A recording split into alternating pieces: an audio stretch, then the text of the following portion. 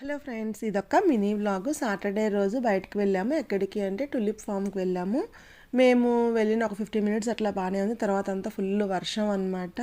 ఇంకా చలిగా కూడా ఉంది. ఇంకా అక్కడ ఏంటంటే మధ్యలో మంటలాగా వేసిందనమాట. ఇంకా అందరం అక్కడ నుంచొని కొంచెంసేపు చల్లది కాసుకున్నాము.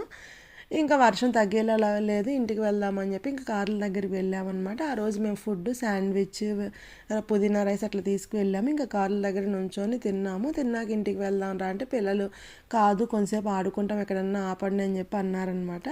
ఇంకా వెళ్ళే దారిలో సర్వీసెస్ ఉంటే అక్కడ ఆగాము. ఇంకా అక్కడ పిల్లలు కొంచెంసేపు ఆడుకున్న తర్వాత ఇంకా డిన్నర్ కూడా అక్కడే చేసాం అనమాట. మెక్డొనాల్డ్స్ ఉంటే దాంట్లో బర్గర్ అవి ఇప్పించాం పిల్లలకి.